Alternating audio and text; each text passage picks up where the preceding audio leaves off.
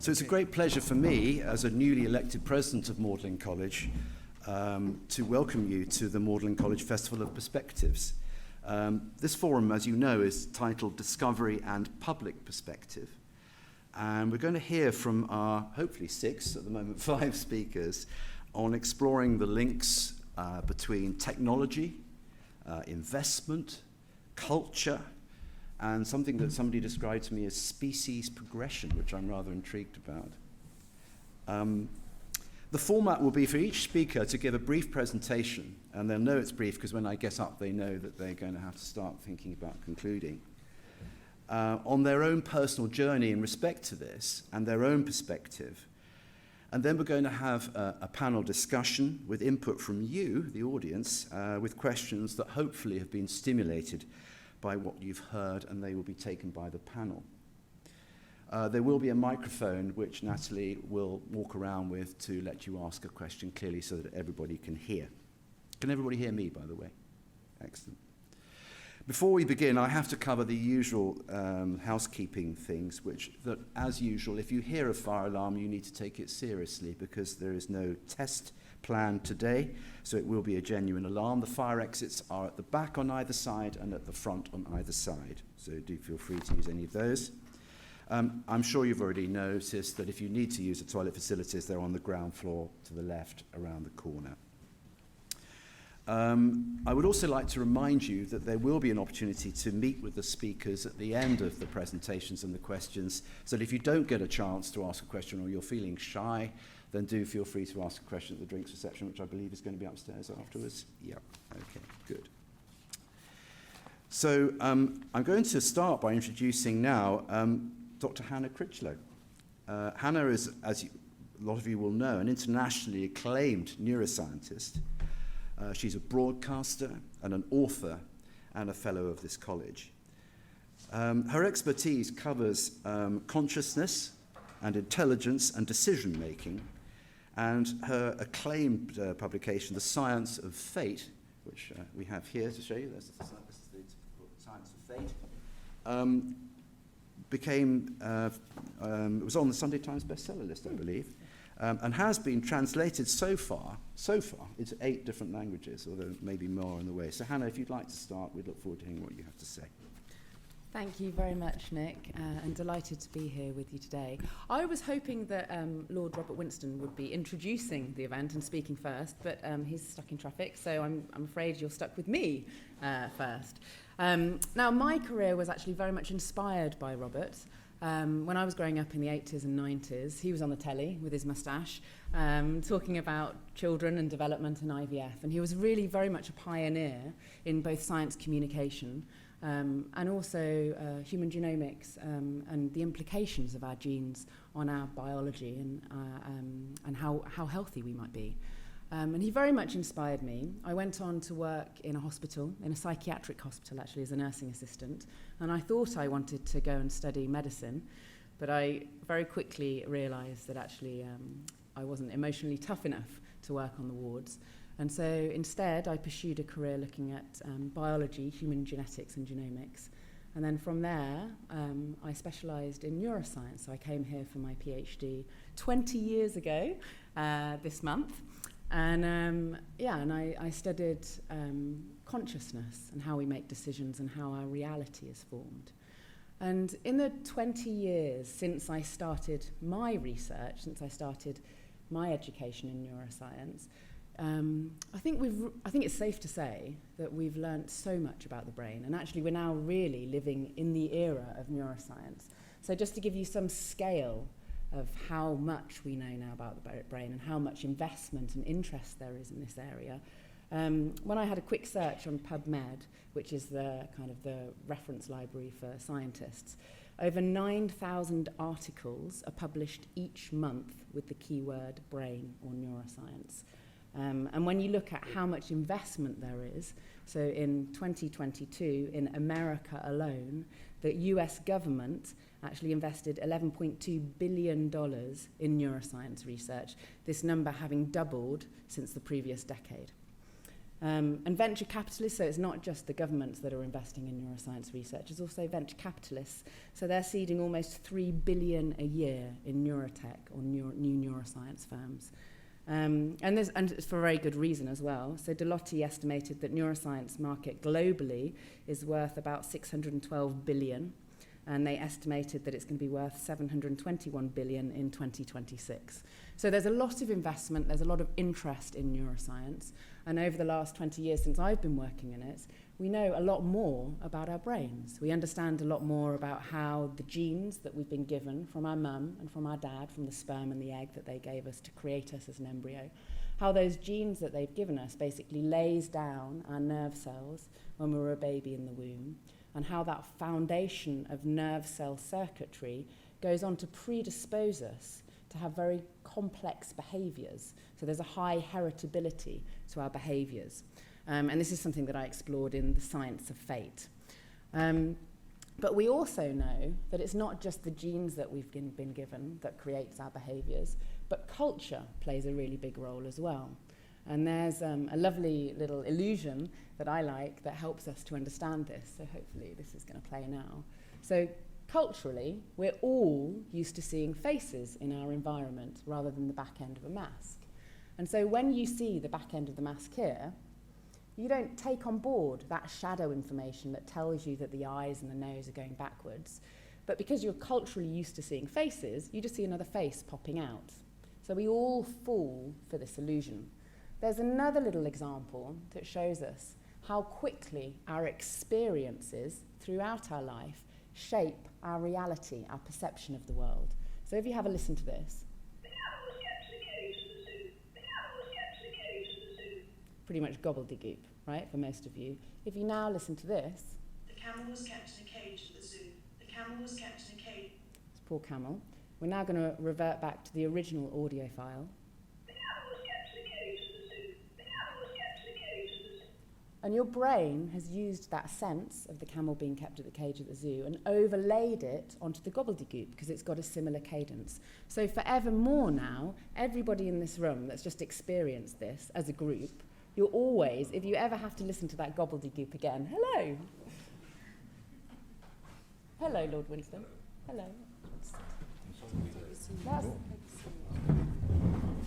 You've missed me talking about how you inspired me. It's taken twice as long to get from the station to here as it did from King's Cross to Cambridge. Literally twice as long. Yeah, the traffic's really bad at the moment. We're glad that you've made it. Yeah, okay. So your brain has overlaid the sense of the camel was kept at the cage of the zoo onto the gobbledygook. And that's an example of how your experiences can shape your reality, shape your perception of the world, and that can go on to affect the decisions that you make and also eventually your life trajectory. Now, where does this lead us? If we know that our genes and our culture can affect our brains, where does this lead us as a society? Well, neuroscientists have also, and lots of different technologists, have also been using this new knowledge about the brain. Oh, and I've got to say also that I look at how brains work together. So it's very important that we know that each of us has a very individual brain because of our genes that we've been given, but also because of the different cultures that we've been grown up in and the different set of experiences that we've had. And that basically creates this very individual cartography of the mind with all these nerve cells connecting up in a very unique way so that each one of us has a very unique and individual brain foundation. And so that creates, in all of us as a species, a great diversity in the way that we think. And what scientists have shown in experiment after experiment after experiment is that when individuals come together, when diverse individuals come together, then actually that creates a greater cognitive strength, and you can start to cancel out any errors in information processing, and you can start to cancel out any biases that you have, so that you actually, as a group, create a more accurate representation of the world. And so you can more effectively problem solve and innovate and look to the future. So this is something that I explore in joined up thinking, which is looking at how groups of brains work together. I'm running out of time here, but I just want to say that also neuroscience has inspired the creation of artificial intelligence as well. So as we understand more about how our neural networks operate, this has also inspired a generation of new artificial intelligence as well. And I'm now going to pass over to Dawid and also Sally that can continue this kind of brief introduction. Should I just say to Robert that Robert, because you've had such a dreadful trip, that we thought we put you at the end to get your breath back. Is that reasonable for you? Yes, great, excellent. Okay, well, thank you very much, Hannah. So as Hannah has alluded to, we're now going to turn to Dawid Konotey-Ahulu. Dawid has been instrumental in setting up the 10,000 Interns Initiative. This initiative has sought to improve the employment prospects of talented, both black and, in fact, in addition, disabled interns across what it described as 24 sectors within the United Kingdom. He is himself a former barrister and investment banker and has set up the investment consultancy Reddington and also the social media platform connecting the pensions and insurance industries known as mallowstreet.com. All of these achievements have resulted in him being awarded a CBE.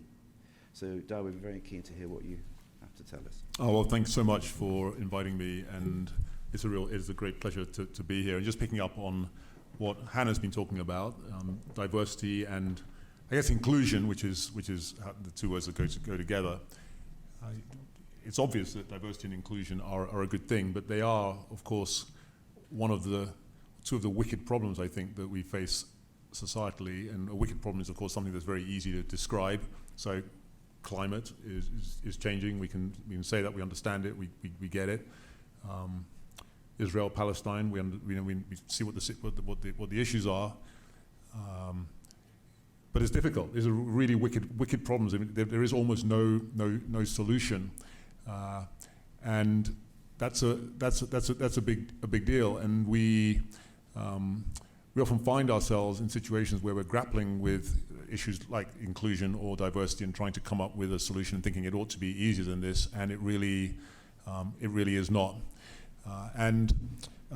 For my own part, I've grappled, I guess, with this question of inclusion maybe all my life. I'm a British Ghanaian, so my father is black Ghanaian. He's a doctor. He's 93 now. My parents are still both alive, and I'm very fortunate to have my parents still with me. But my mother's 92, so she is a white British nurse. She was a nurse, not anymore. But so I grew up this mixed race kid, not really knowing whether I was black or white. And in fact, in Ghana, growing up, I was always the white kid. And so people would point to me in the room and say, the white kid over there. And of course you laugh. And the reason you laugh is because when you see me, you see my father. But when people in Ghana see me, they see my mother. And in fact, I was there a couple of years ago, and a woman walked up to me in the street and said, "Can I have my picture taken with you?" And I said, "Sure." No idea why. I thought it might be because I used to look like Lionel Richie when I had hair. But I said, why do you want your picture taken with me? And she said, "Well, because we don't get white people around here very often." And I thought, wasn't that extraordinary? This is the Festival of Perspectives. That illustrates very well, I think, different perspectives in different parts of the world. And of course, when I came here, I was 17. When I grew up in Ghana, I came here when I was 17. And I suddenly realized very quickly that I wasn't the white guy in the room, I was the black guy in the room. And in fact, people would talk about the black guy, and I'm like, "What black guy?" And they'd say, "Well, that's you." And I'd say, "I'm a white guy." And they'd say, "No, you're not. News for you, you're a black guy." And so that's how it went for most of my career. I was always the black guy. And I never really thought about it. It wasn't that big of a deal. And I had a reasonably successful career, both as an investment banker and then as an entrepreneur. And my color was really not a particular issue for me, but over the last 5 or 6 years, increasingly, I've had young people of mainly black, but not always, different minorities coming up to me just saying, "It isn't working for me. I'm really struggling with this. I don't feel included. I thought if I got into the industry, whether it's banking or asset management, I thought it would all work, and somehow it isn't. It isn't working for me. And can you help? And how have you navigated it all?" And I realized over the last, maybe 5 or 6 years, this is a big issue. And I've kind of grappled with this question of why is it that there are all these underrepresented minorities? Why so many people who don't have a seat at the table, who don't get a slice of the pie? What is it? And the question obviously comes up, well, is it racism? Is an obvious question. I don't think, for the most part, I don't think it is. I think we're dealing normally with very reasonable people. I mean, I don't think I'm being surrounded for the last 30 odd years by closet racists. I don't think that's what it is. I think it's more something that I sometimes call not racism, but reminderism. And I'll give you a very quick, if I have time, I'll give you a quick example of what that is. I was talking to a young lady called Jodie. So Jodie she's black, she's American, she's super talented, and she was offered a job at a Magic Circle firm. And she came in at the same time as another guy called Tom. And Tom was one of the usual suspects. He was, it's cut of the jib. Everything was perfect. And so she arrives on the same day as Tom, and it's all going very well. And her career starts to move forward. And after a year or two, she gets promoted. But Tom's already been promoted, and she gets paid a bit more. But Tom's being paid more than she is. And she can't quite work out what's going on here. It doesn't make any sense. No one's holding her back. But somehow she's not moving as quickly as Tom is. And then it happens again. Tom gets re-promoted, and then suddenly he's flying, and she can see that he's moving, and his clients just seem to be just a better quality than hers. She can't figure out what it is. And then one day, she's at a drink stew, and she hears the senior partner talking, and he's talking about this guy. Let's call him Tom. He's talking about Tom, and he's waxing lyrical about Tom. He's how great Tom is, and how Tom's destined for the top, and how Tom's just fabulous in all respects. And then he says something very interesting. He says, he reminds me of myself. He reminds me of myself. And then she realizes in that moment that that's what it is. Tom is being groomed for the top. He's basically going to replace the managing partner. That's the reality. That's the managing partner's perspective, is that this is a young version of me. And she realizes, but there's no one at the top who looks like me, or who reminds. There are no women at the top, and there's certainly no black women at the top. There's no one at all at the top who looks like her. There's no one who's looking down and who reminds them of her. And I think that is more often the reason that we don't make good decisions when it comes to inclusion and it comes to diversity. We just do what's familiar. There's a series of, I think It Couldn't Happen to a Vet. Anyone ever watched that? Do you remember that, James Herriot? And there's a bit where he's explaining this new methodology to a farmer, and the farmer says, "This newfangled stuff, I can't be buying into all this. This is how I've always done it." And James Herriot says, "Yeah, but that's kind of the old way." And the farmer says, "The old ways are the old ways for a reason. The old ways are the old ways for a reason." And that's how I think a lot of people think. It's like the old ways are the old ways for reasons. We've always done this. It's always worked. We've always recruited people who look like this, and it's always kind of worked. We've always done research this way, and it seems pretty good. I mean, why wouldn't we? And I think that's the issue. And so, Hannah, your point about diversity being an amazing thing, and actually this is something that we ought to be looking for. Very often, the old ways are the old ways. We didn't do it that way, so why should we? So anyway, recently I set up something, co-founded 10,000 interns. And really what we did was we just said, look, and I'll just give you the stats super quick. Out of 3,000 people who manage the money in the city, so these are the guys who, like the sort of the Lewis Hamiltons of the operation, people who actually manage money. Out of 3,000 of them, 12, are of black heritage. And it's always been that number, 12 out of 3,000. The number doesn't change. Sometimes it's 9, sometimes it's 10, sometimes it's 13. It's basically an average of 12. Never changed. And then a group of us got together, and a guy called Jonathan Sorrell, who's a fabulous guy, he came up with this idea and gave me a call, and another guy called and just said, why don't we just do this? So we basically implemented his plan, which was to call up the chief executives of 10 asset management firms and to say to them, would you offer a young black undergraduate an internship for 6 weeks? You got to pay them, and you got to put them in the front office. So you're not going to stick them in the back and have them making coffee and sending faxes and all that sort of nonsense. You're actually going to pay them and do it properly. Would you do that? So just for one, and just for 6 weeks. And you don't have to give them a job afterwards. Just blow their minds with the possibility of what might be. And we thought if we make 10 calls, we might get one who says yes. And so we might take that number from 12 to 15. Anyway, we ended up with 100 said yes, and 200 said yes. We ended up with 500 internships. Then we did it across a bunch of different sectors, and we ended up with, we got to 10,000. The number's 10,000 is what we're aiming for. We're at 5,000, and it's been game-changingly amazing. And now we're moving across to disability as well. But I would say the punchline, as my time draws to a close, is that this stuff doesn't happen by accident. I mean, any of the things you're hearing about, you're going to hear about now. None of this happens by accident. It all happens with focus and with intent, and saying we are going to do this. And maybe we can get into some of what that looks like in discussion. Thank you very much, Dawid. Well, next we come to Sally Bridgeland. Sally is an actuary with extensive experience in innovation, risk management, and responsible investment in the pension and investment management sectors. She has a number of roles related to standards in maths education, and is an honorary group captain in 601 Squadron. Is that right, Sally? of the Royal Auxiliary Air Force, where she advises on senior team leadership within the RAF. So we're looking forward to hear what you have to tell us, Sally.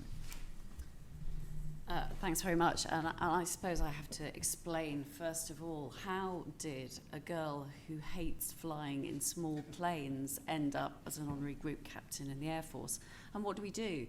The whole point of 601 Squadron is to introduce different, diverse thinking into the Air Force. And my fellow group captains include Lord Jerry Grimstone, Lord Caran Billimora, and Bruce Dickinson, the lead singer of Iron Maiden. So that gives you a bit of an idea of the kind of the group that we have available to us, and we have some quite interesting dinners as well, which I preside over as the president of the mess committee. This is not what I was expecting when I was a little girl growing up in a small village in South Oxfordshire, and going to a state primary school, where one day my parents had the terrible conversation with the headmaster, where he broke the news to them that they had a little girl who was really rather good at maths, and that she really should go to a school where it was okay for girls to be really good at maths. Because I was giving my teacher hell doing extra maths homework, and this really wasn't what he was expecting at all. And that whole experience of being really rather good at a subject, where you're not expected to be good at a subject, and ending up in the Air Force when you really don't like flying in small planes, has been, and working for BP when you're a tree-hugging, cycle-riding environmentalist, has been kind of the story of my life, in that I've always been a round peg in a square hole. And it's that perspective of having the perspective of a round peg in a square hole that actually means I'm the useful person that I am today. I learned very early on that people don't see things the same as each other, literally. When I was 4, I had a squint. I used to see things double, which might sound useful, but it isn't. And when I'd had the operation when I was 6 and actually could see straight, things were a lot better. But when my son was born, and that's thanks to 10 years of IVF, which is another one of my life-changing experiences, we went and did the squint test. And they put these graphics in front of the small child, and the child says, "Oh, it's a ball." And I'm sitting there thinking, no idea, can't see it, because the lazy eye still means I can't see something. I also had a boyfriend when I was at school who was colourblind, and so were both of his brothers and his mother. And that just made me realise that literally what I see as purple and red is very different from what other people see. And it's a very important lesson to learn. It's a very useful thing for a mathematician to see things differently. It means you can be very creative when you're looking for an idea over here, that you want to change its shape a bit, change its colour, and use it in a problem over here. And it's really the main ingredient of why I was really rather good at maths. And although my school didn't let me do maths A-level a year early, and I didn't get into Trinity College, Trinity Hall, Cambridge, I did go there today and say, I've done all right, actually. I went to Imperial College, and I came top in my first year and top in my second year, and then I met my husband, so I only got a first. I didn't come top in my third year. But it was really a different kind of maths, a different way of doing things that was my secret sauce. So let's stop talking about me. Let's talk about maths and where maths has got to. Maths, it's a bit like Hannah was saying about how neuroscience has moved on. You can actually model anything you want to model with computers now. I spent most of my career innovating and hoping to be able to do something with computers, and then finding it would take 3 weeks to run it, or you'd have to buy more kit or get more memory to be able to do something. We're now at the point where, as actuaries in insurance, if we're trying to price a risk, we can get enough data about you, about your genetics, to price it accurately, and to say, well, if I'm going to charge you for your longevity, then this is about what we'd expect. which completely undermines the whole purpose of insurance. The whole purpose of insurance is that you pay a premium, and it's a bit of a lottery. You might get the upside, or you might get the downside. But the important thing is that it pays out something that you couldn't afford for a premium that you can pay that is much more manageable. The other area within insurance and pensions, which I'm still working in these days, which is using artificial intelligence, is understanding a customer's needs. So within financial services, we have this big thing called the consumer duty. We have to think about vulnerabilities of customers. And artificial intelligence is being used to pick up signals about people, the words that they're using. Cost of living crisis is having an effect on people that will then prompt the human being who may have missed it to actually treat them in a different way. These are throwing up all kinds of issues around the ethics of using data and risk and artificial intelligence, where a machine perspective of humanity is perhaps more objective, but perhaps maybe biased in a particular way. So that's absolutely fascinating. That leads in, my IVF son is very dyslexic. I'm absolutely fascinated in neurodiversity and how the different perspectives of somebody with ADHD, and I was at an unconference at Chatham House on sustainability recently, where we were talking about how different neurodiverse types are kind of better at different stages of innovation. The way that Greta Thunberg has been instrumental in change around climate change is a good example. But just the sort of ADHD only seeing one perspective, being really evangelical about something, is a very strong way of pushing forward. So thinking about neurodiversity and using it deliberately in innovation, and I talk about the chess club and the drama club as being a very quick shorthand of thinking about trying to think a bit differently. If you're naturally chess club, try and be a bit more drama club. And if you're a naturally drama club, try and think about how the chess club need to work to follow through. Thank you very much. Well, next, I'm going to introduce the first of our two outreach ambassadors from the college, and the first being Grace Cobb. Grace hails from South London, where she's made several visits to give presentations and encourage pupils who may not have otherwise considered attempting to apply for Oxbridge places. And she regularly contributes copy and helps edit the university newspaper Varsity, and is enjoying her position as the lower boats captain, she tells me, at the Magdalene Boat Club. So, Grace, we look forward to hearing what you have to say. Thank you. Yes, I'm Grace, and I'm a member of the first cohort of outreach ambassadors at Magdalene College, alongside Jacob. Our role involves returning to our old schools to provide talks on creating an ambitious university application, life at Oxbridge, and the research that we're undertaking. As the only student from my year group to go to Cambridge, it was crucial to me that I go back to talk to the students in year 11 and year 12 and prove to them that not only is it possible to make a successful application to Cambridge, but also to just enjoy life in such a prestigious institution and feel a sense of belonging there. However, returning to my all-girls state secondary school in South London made me realise the true significance of my position at Magdalene.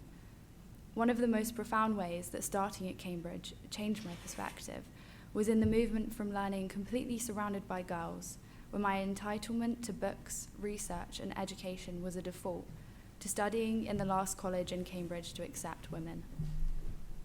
While imposter syndrome is a buzzword that you hear everywhere in your first week at university, as a fresher, I was most affected by the fact that only 35 years ago, I would have been an imposter in my own field of study simply because of my gender, and this has greatly influenced the work that I undertake within my English literature degree. Reading a subject which has storytelling at its core, I'm very aware of the importance of which narratives I choose to read, study, and think about. Where we direct academic energy holds a lot of weight in a field where post-colonial, feminist, queer, and eco-critical perspectives are constantly working to respond to and make space among centuries of critical tradition that has only prioritized certain voices. The power of literature to transport you into another person's shoes, often immersing you in lives and experiences distant from your own, and the critical responsibility to look at narratives through the lens of a variety of cultural and social backgrounds, makes it a crucial means of widening our perspective as society as we move forward. This ethos has been at the core of my undergraduate study so far. From focusing my Shakespeare coursework on the use of theatre in early modern England to construct lasting perspectives on race, to undertaking a dissertation analysing the impact of depictions of rape, trauma, and the testimony of women in the work of Thomas Hardy on modern texts, I have been driven by the belief that the way we read stories can make a real difference in people's lives, affecting decisions made anywhere from theatres to courtrooms. Significantly, my awareness that only recently I would not have had the opportunity to amplify these voices through academic study at my college drives me even more to uncover the narratives of those who have been silenced or underrepresented for too long in a field and institution still recovering from misogynistic roots. The powerful ability to see from someone else's perspective that literature provides, from experiencing the impacts of trauma and oppression to understanding cultural attitudes, makes it paramount that we diversify the voices we're listening to as we develop new ways of thinking about the world. The unique capacity of stories produced by human environments, emotions, and experiences to evoke incredible empathy and understanding is crucial in the face of the influx of AI upon our navigation of the world around us.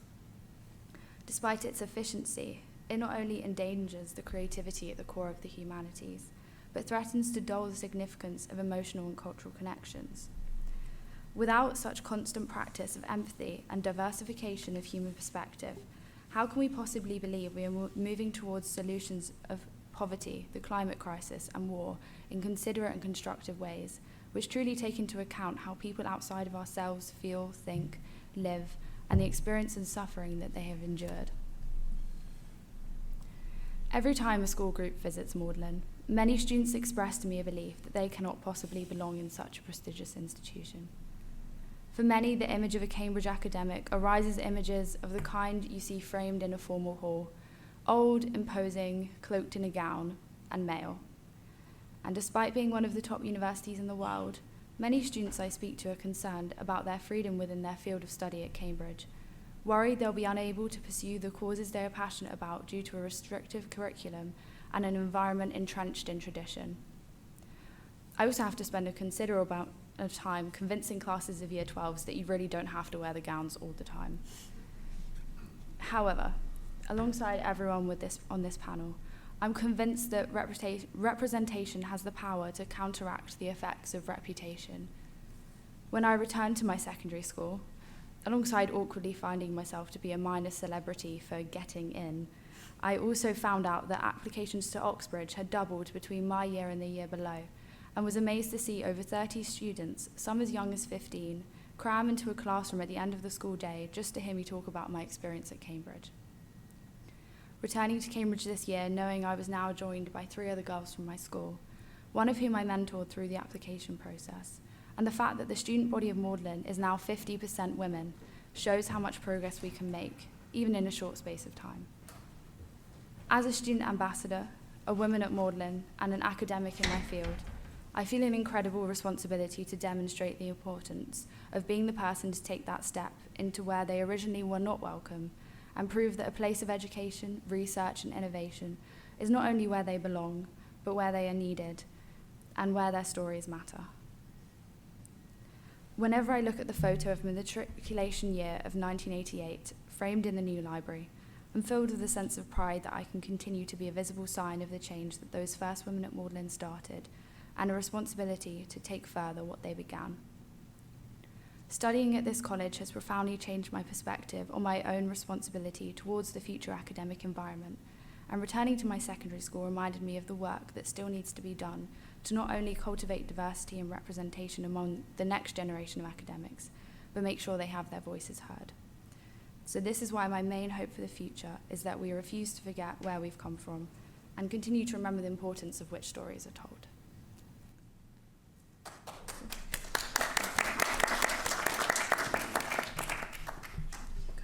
Well, The second of our outreach ambassadors is Jacob Walsh. Jacob is a second-year medical tripos student based here at Magdalene, and he's done sterling work as an outreach ambassador, both hosting visitors from his home county of Merseyside, which he tells me he's on the red side rather than the blue side, and making visits to his old school to prove that Cambridge is accessible to all.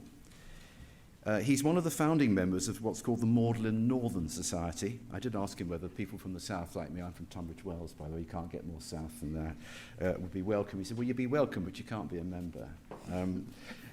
Which acts as a fostering community, I believe, and where students are able to take advantage of a supportive network around them. He also has the unique experience of surviving being interviewed by me for his place here at Magdalene, so we're looking forward to hearing what you have to say. Thank you very much. So I'd like to start by kind of build upon some of the stories of the last few speakers by sharing my own story of how I ended up here today. So my journey to Cambridge kind of began with an exam result that wasn't quite as high as expected, which then kind of ruled out my dream university of choice, which was Edinburgh, funnily enough. So then following on from that, by chance, yeah, very lucky. By chance an email had been circulated from our head of sixth form regarding an online residential held here at Magdalene, with the kind of aim of introducing the idea of applying to Oxbridge to individuals who are less likely to. So I applied, got accepted, then spent a few mornings over Zoom during COVID learning more about the ins and outs of student life here at Cambridge, alongside kind of delving more into the realms of biological sciences via online taster sessions with fellows at the college. To some, this may not seem like a big deal, but to me, it was completely eye-opening and transformative. I come from a former mining town, kind of a third of the way between Liverpool and Manchester, where often for young people who kind of want to be successful and to be something, it feels like we have to move away in order to achieve that, due to lack of opportunity within our own local community. And also, furthermore, having attended state schools for my whole life, with my secondary school going through more head teachers than could be counted on one hand, alongside remaining in special measures for the entirety of my time, applying to Oxbridge kind of had this aura surrounding it of, well, people like me don't really do that, so that's not going to happen, let's not go there. So I guess you may say there was a lack of relatability on a large scale for that to happen. So upon being accepted to study here, I was kind of overwhelmed with the feeling of, oh my Lord, how has this even happened? Like, wow. After having kind of battled self-doubt all the way through the process of applying. So then September 22 arrives and I rock up here for the first time ever with all my belongings and move in. That imposter syndrome, which again is a phrase we've talked about prior, that kind of started to creep its way in. I remember there was this one walk I took one afternoon down the river when all that was going through my head was kind of questions of, why am I here? Why is it me? Surely this is, wrong. I don't kind of belong here kind of thing. But over the course of that first term, these feelings kind of subsided as I, started to meet more people from similar backgrounds who I could relate to more. And that kind of proved, actually, this is for people like me. And I do, in fact, belong here, funnily enough. And, it was part of this process of realization that it made me kind of appreciate all the outreach work that had been done to help get me here in the first place, from, the online residential and a couple of other Zoom sessions. So I decided to get involved in the outreach work that we do here. So I've been fortunate to take part in, numerous events, from school visits to outreach events back in Liverpool, visiting my old sixth form, open days here in Cambridge, then the bit that I'm most fond of, the residentials. And that included the in-person version of the residential that I did online, which felt like a true kind of full circle moment to be able to be on the other side of that and to, see people from my own town, coming in and experiencing Cambridge, but also meeting people from my own hometown who also had the aspiration of studying medicine at Oxbridge was, a massive thing as well. So, when it comes to my own motivations of, well, why have I thrown myself into this outreach work, it, purely comes down to a case of having a platform and using it for the good of others and for the better of others. That resonates most for me, upon reflecting on how my own perspectives have changed since joining the university. So I want to kind of see talent supported and elevated, and for visions, that may seem aspirational and like unattainable to be realised, and thus allowing the progression of people through higher education no matter the background to allow for greater social mobility. So when I first met Dawid over Zoom last week, he kind of said to me, well, you pair the young people, so what are your kind of visions for the future? And that got me kind of thinking. So I guess in the very short term of, looking at next year's intake, it'd be amazing to see freshers come in that we've worked with over the last year. And, and for them to kind of say to us, actually, what you guys did, it kind of changed our perception of what Cambridge is and Oxbridge is. And that kind of, gave us the confidence to apply. And hopefully we've kind of gave them some good skills to be able to put in a good application. But also in the, more longer term, I think it's important to see an intake in higher education that truly represents the population of young people that it serves. In terms of seeing an equilibration of the diversity in our modern society with that of the people that make up higher education. Thus basically having, greater accessibility, which can then transcend barriers of kind of race, class and gender. Whilst as a university we may be making progress towards this, we still have quite a long way to go, especially in terms of seeing state school representation that matches up to the general societal demographics. So touching back to what Dr. Critchlow said at the start about kind of, joined up thinking, if we want to be able to move to a world where we can have joined up thinking and have research groups that are diverse and impactful, we need to have people entering higher education of that nature. So therefore we can kind of propagate forward in a collaborative way to solve some of the problems that are facing our future generations. Thank you very much. Well, thank you very much, Jacob. Robert, I hope you've got your breath back now and you've recovered from the trauma of Cambridge traffic. And we're looking very much forward to hearing from you now. Both, you were going to open up originally and then sum up, but now you've got both together. I just want to briefly say, of course, that Robert is currently Emeritus Professor of Fertility Studies at Imperial College in London. And as Professor of Fertility Studies at the Hammersmith Hospital, when I was an SHO there actually at the time, he pioneered new techniques to improve in vitro fertilization and led the team that developed pre-implantation diagnosis. He's been the author of many, many books, many of which are aimed at bringing awareness of scientific issues to a wider audience. And of course, a very successful television presenter and a member of the House of Lords. So we're very much looking forward to hearing what you have to say, Robin, if you can do the summing up, and then we'll take questions after that. I'm not sure you should be looking forward to it, but I have Well, to my best. I must say that, talking to the Lords, I've been tangling this morning with obviously the latest position in Israel and Gaza, and also the Royal Albert Hall.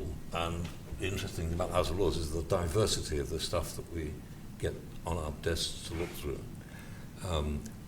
Other issues as well I've been on my feet about, but this week.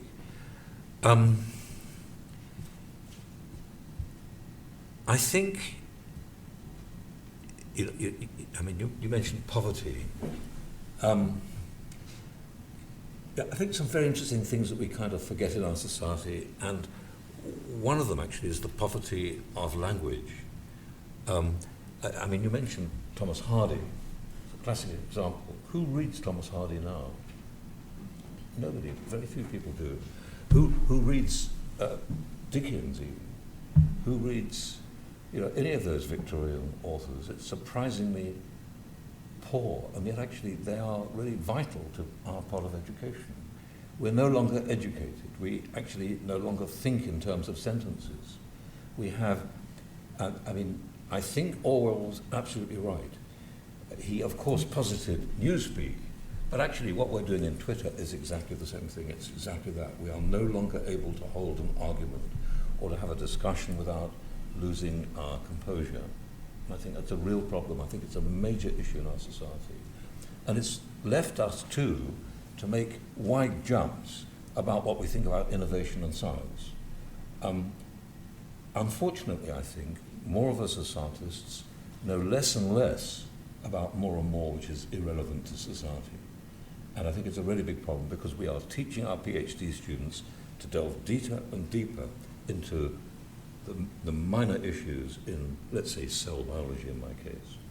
And that, to my mind, is massively disadvantageous to thinking about what we should be doing, and I don't think it actually helps innovation at all. I'm still attacking a research project at the moment which is looking at embryo metabolism, but I recognize that when we're doing that, we're now into a whole lot of proteins that I certainly didn't know existed. We didn't know existed 2 years ago.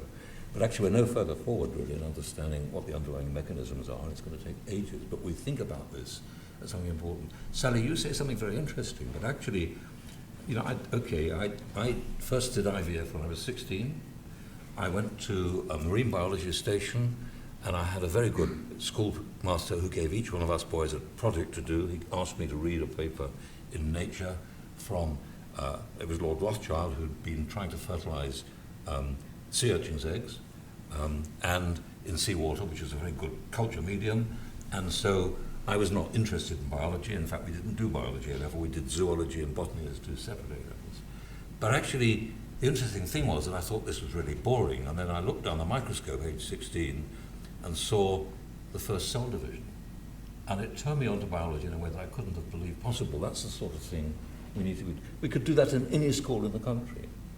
You know, in my outreach process, I don't do outreach generally in London, but I visit schools all over the country. I think I've spoken to about, on average, 40 to 50,000 school children a year in visits around schools. And when you look at what you see on coastal districts, when you see South Yorkshire, when you see the northeast, the northwest, when you see Wales, which I've recently been to, it's difficult to get to the coast of Wales because it takes ages to get there and come back again. You realize actually that the poverty, which is not just only financial, but of course the poverty is what causes that rest of the poverty, and we don't do anything about that. We, as a society of scientists, as biologists, we're hooked on genes. We've forgotten that actually far more important, of course, we can't change our genes. The real issue is how do we nurture people? How do we change the environment?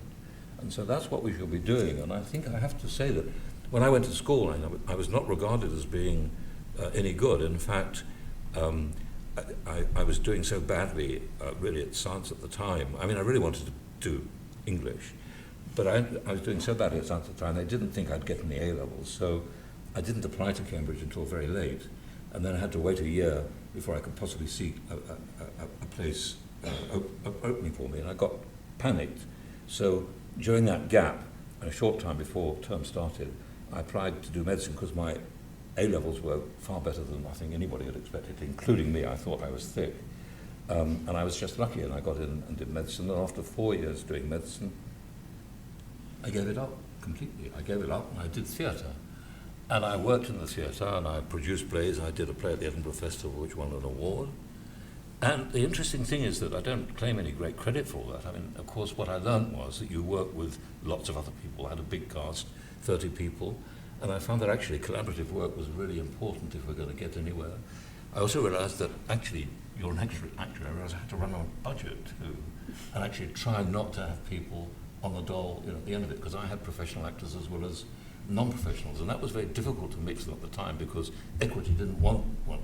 But of course we ended up luckily with a success, as it turned out, not due to me because I wasn't acting, I was simply directing, which was, you know, just kind of, well, you can argue what we do as directors interesting, but it taught me much more about what I needed to do, and then I had an issue because I thought, well, what do I do now? Do I go back to what I've been trained to do, i.e. medicine, or do I carry on actually able to make something of a living in the arts? And I chose to go back to medicine, and then realized I had to do academic medicine. But the point I think I'm making here is that experience doing a year really pretty full-time doing theatre stuff completely changed the way I thought about things. I learned how to fail, not to worry that actually failure is inevitable. Learning actually, of course, you publish a lot of papers as a scientist, but every single paper you publish represents a failure. If it isn't a failure, you won't get it published, or if you do, it's not worth reading when it is published. Because, of course, you have to improve it to get it actually into print, whether it's Nature at the top end or some minor digital journal at the bottom end. It's the same basic principle. And I think we don't teach people that. And I also think we are very arrogant, and I think that's a real issue because we don't learn to listen. And I think that's one of the things that the theatre also helps you, because when you start to see your actors that you've been working with on stage, you realize how completely naked they are. Now, as a doctor, anybody here who's thinking about doing medicine, you'll know that actually, in fact, when you have a patient in front of you, at some point they will be completely naked. And I don't necessarily mean undressed, though that might be the case as well. but actually they are totally vulnerable. They're frightened, they're in pain, they think they've got something much worse than it really is. They know that their family might be short of money and they're going to be out of a job. They know that you're going to do some dreadfully unpleasant and embarrassing things to them with the investigations. And actually at that moment you have an immense privilege, because you can either do what you need to do, which is not to talk to the patient or talk at the patient, but to listen to them. And we don't teach that. We don't teach that form of communication. And that's, of course, what you're doing with your outreach. Because you have to be doing that. If you're not doing that, you don't really outreach very well, do you? I think that's the issue. So I think we have to really rethink a lot of things. And I don't know what, I think, Cambridge and Imperial, of course, we depend almost entirely on A-level results for our entry. But, if you take the number of medical students who actually need to do medicine, for example, in England at the moment, 4/5 of the people who really could do medicine quite easily, who are actually perfectly capable from their A-level results or any basic thing, are not going to be getting a place at university, certainly not doing medicine. And they will see themselves as failures in the wrong sort of way. And I think that's a colossal loss. Yesterday I sat through the graduation ceremony at Imperial College actually it was in the Albert Hall. And do you know what? As I sat on the podium there, I felt almost like crying. It was extraordinary. It was really moving to see over 1,000 medical students coming through with all the aims and objectives, not recognizing that having done a medical course, they are completely unsuitable to become doctors until they start to do medicine next week. And that is something quite extraordinary. When you go to university, what you've learnt at school is completely irrelevant on your course, is it not? I mean, test this. When you finish your course, whatever you think you're going to do, it will be irrelevant for your job, almost. I mean, maybe as a mathematician that is a bit different, but it's not. It's not so much different. And I think that's one of the real issues. And I think that the point that Jacob is making about the need for us to really be much more related to each other is really critical, and that's what universities should be teaching us. And I think perhaps we don't do that quite enough. Thank you. Thank you very much. Well, we're going to take questions now, if that's okay. If you don't mind, I'd like to start with one myself to get the ball rolling, and then my colleague is going to walk around with some microphones for you. I'd really address you, perhaps Robert, most of all. Why is it that our fourth estate regards scientists with such disdain, such disrespect? Why is it that scientists are still in headlines in most of certainly the red tops, boffins? Why is there a derogatory feeling about that? Why is it that Chris Whitty is subject to ridicule when he's trying to do the best he can in what was the worst health crisis this country has faced? So I'm just interested in your feeling about why there is such a disjoint between the popular press and science. Because in short, we don't read Lucretius anymore. We don't? We don't read Lucretius. In 43, I think BC it was, BC, he writes of Epicurus, and he has 10 views of science which are revolutionary. Atoms, for example. The fact that air is not a void, but actually is substance, and so on. The idea of mass, the idea of infinity, the mathematical idea. And what, in fact, we are constantly doing is actually really reinventing the same things. We think of the Renaissance, we actually forget that really innovation has been going on for a lot longer, mostly amongst the Chinese that we've really rather forgotten about. When you look at Chinese history, particularly in the 9th century, when actually they were really ahead of the rest of Europe by far. I think one of the issues is that we have forgotten the culture that we are connected to. And that's partly why we are viewed with disdain. I think there's a need, really, to recognize that our science can only be relevant if it is connected to the culture and if it is understood ethically of what it can do. Every single innovation that anybody in this audience can think of will have a downside which was not thought about at the time of its invention. Of course, it might be beneficial as well, but invariably it will have a downside. That was, I think, the sad thing about the film Oppenheimer, which many people would have seen. I don't think it really got to the issue that it was trying to address. And I think that's one of the things we should really be thinking about, because I think that's partly relevant to our education. We've got a question up here. Hello there.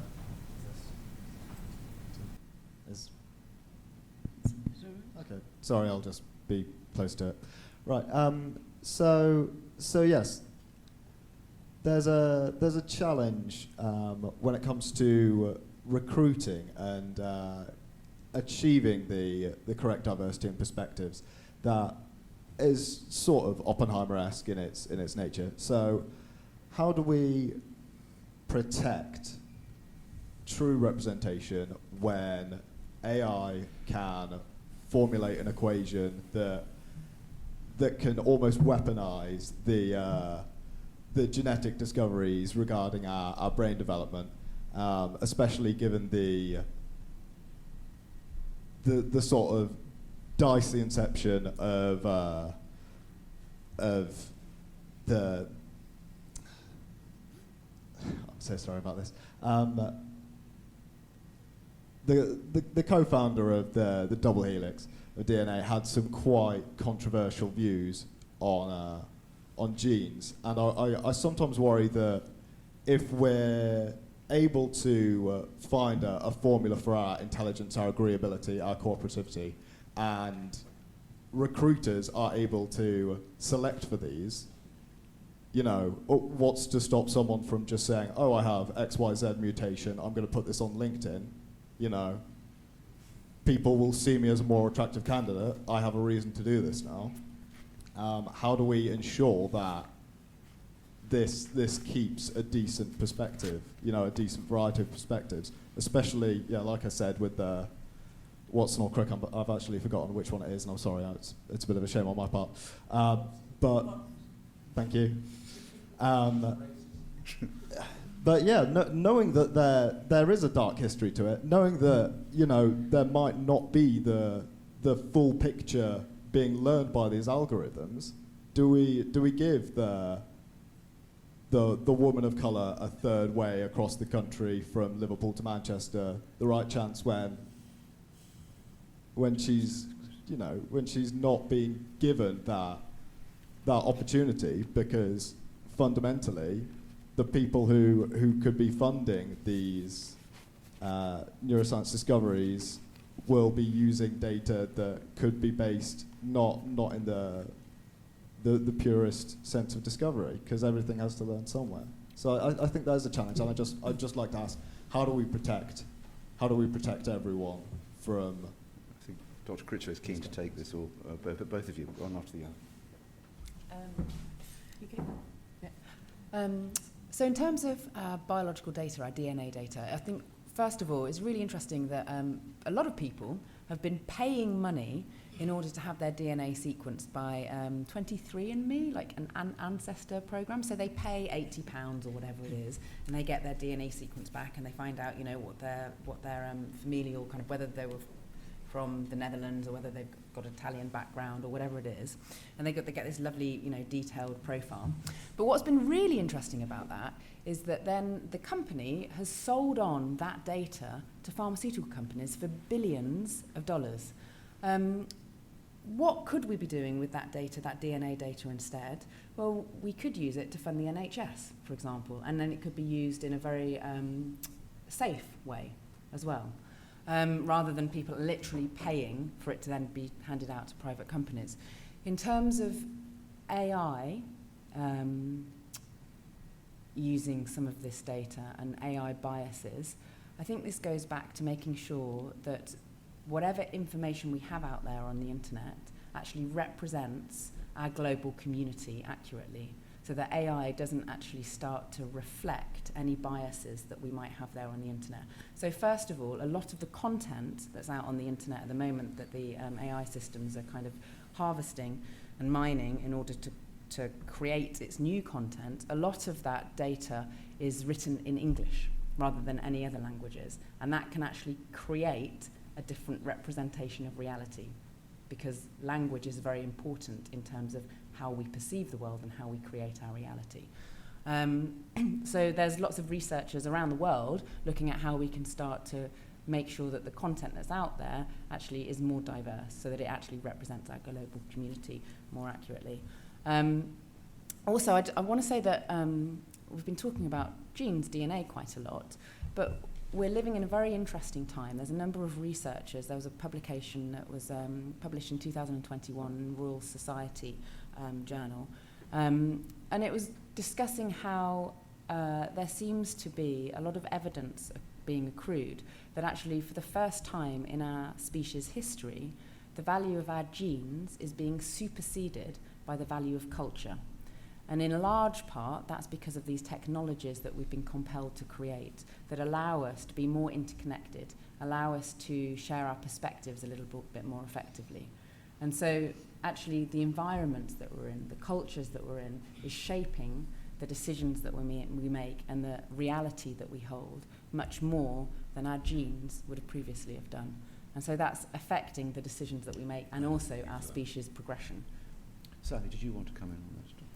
Yeah, I think a couple of observations, and I think one is building on Hannah's comment there about how things are written and the biases within that. What I find absolutely fascinating is the extent to which our measures of success and our ways of educating are based on writing and written, and very good writing and less good writing. But actually, what we really value in people is not always stuff that's written down. So having a very dyslexic teenager, I know that they couldn't process the amount of writing that I have to get through to be a non-executive director on 4 boards, because it's just not in the way that their brain does something. And that doesn't make them a less valuable human being. It might make them the kind of human being that's less easy to model and to copy and to use with AI. And we were having a really interesting conversation about AI and the role of women entrepreneurs in AI at another event I was at last night. And the reality is that facial recognition doesn't work well for women. It doesn't work well for black men either, because it's been trained on white men. And there's all kinds of biases like that in the system and in the data at the moment.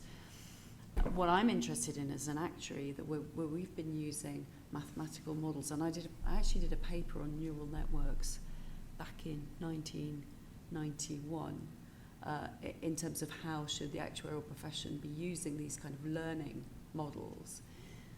The same principles apply in that you need to be very clear what the model is for, what data it's using, what are the weaknesses in the data, what are the expert judgments that you're applying, the assumptions that you're applying, and who's responsible for the integrity of the model. At the moment, most of the risks around the use of AI and their perceptions of the world are because people aren't taking responsibility for that. And it's kind of, the risk is of going too far and learning too much without really having the right kind of educators. Did anybody else want to come in on that? Or? I might just jump in very quickly. I think I would say your question was how do you protect against succumbing to the notion that you can, I think this is what you said, you can kind of outsource the business of recruiting to AI, which then makes catastrophic mistakes, I guess, maybe something along those lines. And I think you need a big helping of humility when it comes to the business of recruiting people. I think from my own experience, I've hired a lot of people in my time over the years, and I've never failed to be surprised by how badly wrong I get the judgment. Someone sits in front of you, say interviewing, I think, is the 8th worst way or best way to figure out whether someone's the right person. And I'm very interested now, in finding out what you're about, what you care about, what are your values, what's your purpose, what drives you. If I think back, the top 2 or 3 people that I've hired in my time I've worked with, one of them was so far on the neurodiverse spectrum that he couldn't get employed anywhere. I mean, he was unemployable, literally unemployable, but there was something about this guy. And so I hired him back in 1995, and this guy was like game-changingly extraordinary. If you could find out what he was about and you could harness his, which we managed to do, it was extraordinary what his capabilities were. And I don't think, you wouldn't have picked that up with any conventional system. So I'm a huge believer in trying to really spend a lot of time, what's this person about? And who are they really? And I spend a lot less time kind of figuring out whether they got a double first in whatever from wherever. That's kind of interesting, but really there's a lot more to it than that. What's his name? Phil. Question here, I think. Hi there. Thank you very much for the previous answer, because this stimulates onto this point there. Hannah, you mentioned that you're noticing there's a growth in dominance of difference according to genes as opposed to culture, at least something to those lines. Other way around. And Other way around. Other way around. Okay, sorry. That wasn't very clear. Okay, good. That's safe. About the point of data collection through English being the primary language of the internet. You guys have been and seen the development of multiple perspectives of businesses over some decent bit of time, especially considering the fast change that we're seeing now. Are you seeing some sort of homogenization as we start to apply new tools? Like, my field is AI and complex systems. And I've noticed that when you apply the same tools for everybody, that everyone has an easier way to do the same thing. Then they start doing the same thing. And then it sort of twists over the system such that its previous structure actually starts to control it, as opposed to there being space for independent actors to do their own things. But these are in simulated models. My question mostly is, like, are you seeing anything to that effect or against that effect in the real world? I would say that you're one of the symptoms of that would be what was known in lockdown as hyper-individuality. The fact that people, when they were isolated, only talk to people that agree with them. So whether it's about low traffic neighbourhoods or Brexit, you tend to come up against Twitter feeds or Netflix movies that were things that you would like. And there's it's like Chess Club, Drum Club. It's very useful to try and deliberately put yourself in a different perspective and have the counterfactual out there to deliberately try and trip up the model and see how it copes.